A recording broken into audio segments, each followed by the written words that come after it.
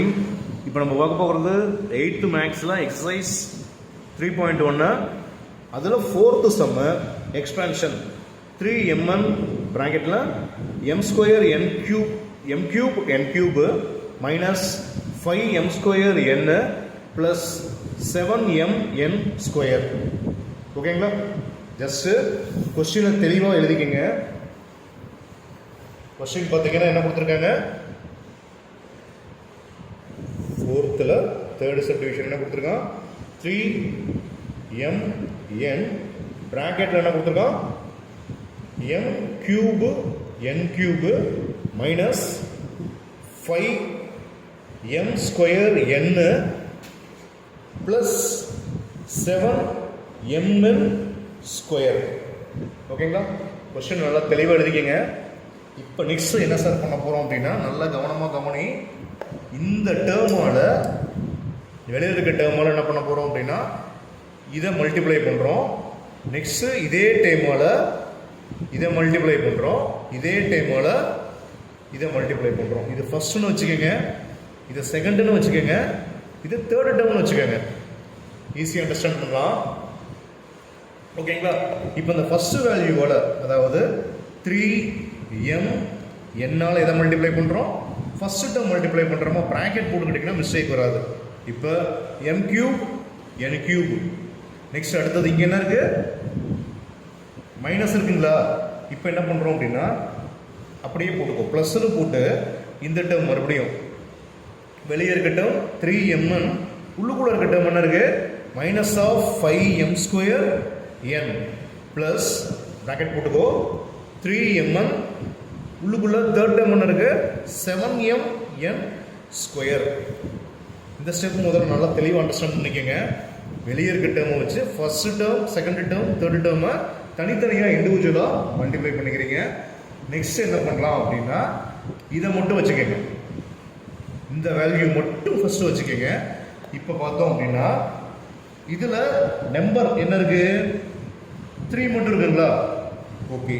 Next அடுத்தது இதில் எம்மோட value என்ன இருக்குது, இங்கே ஒரு m இருக்கா, அதே போல் இங்கே m கியூப் இருக்குங்களா, இங்கே ஒரு n இருக்குது, இங்கே n கியூப் இருக்குது. இது அண்டர்ஸ்டாண்ட் ஆகுதுங்களா?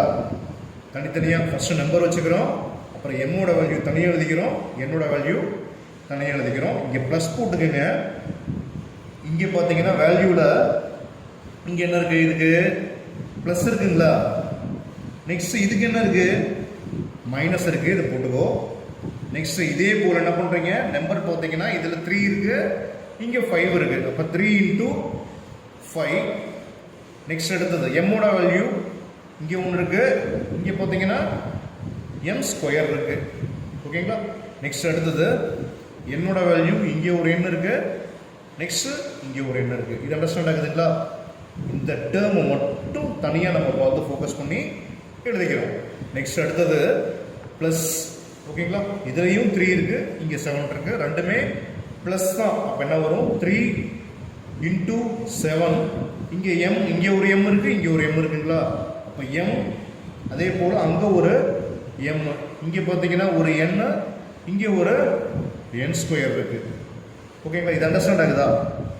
Okay, right. இப்போ நெக்ஸ்ட்டு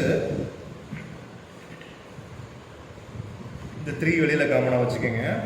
இப்போ m × m கியூப் என்ன வரும், m பவர் 4. இங்கே n × n கியூப் என்ன வரும் அப்படின்னா n பவர் 4. ஓகேங்களா? இங்கே 1 இருக்குது, இங்கே 3 இருக்குது, மொத்தமாக 4. அதே போல் இங்கே 1, இங்கே 3, மொத்தமாக 4. ஓகேங்களா?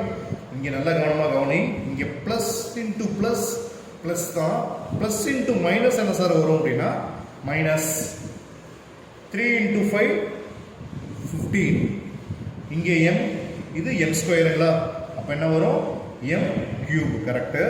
இங்கே என்ன வரும், n × n என்ன வரும், n ஸ்கொயர். சூப்பர். நெக்ஸ்ட் அடுத்தது ப்ளஸ் 3 × 7. 3 7 சார் என்ன வரும், 21. m × m என்ன வரும், m square. n × n square என்ன வரும் அப்படின்னா என்ன வரும், n கியூப். ஓகேங்களா?